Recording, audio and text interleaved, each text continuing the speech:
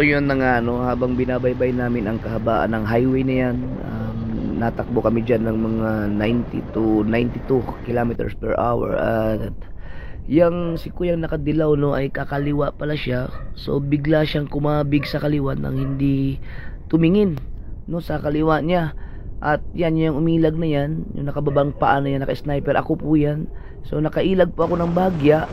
At nung nabulaga siya dahil nandyan ako sa kaliwa, no, bigla naman niyang kinabig sa kanan yung motor niya. Dahil nagulat siguro siya, kaya yan po, kinabig niya sa kanan. At nandyan po si Kautoy, no, sa likod niya. Muntik din po siyang masapul ni Kautoy. Si Kautoy po ang nag-drive ng Raider na yan. Ayan, no, buti na lang nakaiwas si Kautoy. Muntik-munti ka na. At hindi pa tapos, ayun pa, oh, si Kabugoy pala nandun sa likod namin. Ayan, muntik din siyang masapul ni Kabugoy. Ayun, i-zoom mo.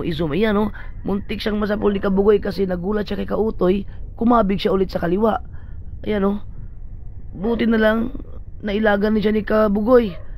Wow, grabe, pero buti na lang, salamat kay Lord at wala namang aksidenteng nangyari, no. Putang na, mga aso yan, ang ingay.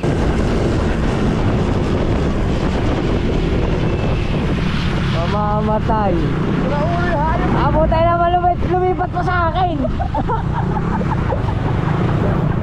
Naka-vlog pa naman. Hindi mo lang tumingin. Saka wala man na siyang ano. Diretso liko. Muntik ka rin, ano. Si Kabugoy muntik na din. Paglipat sa akin, lipat kay Kabugoy.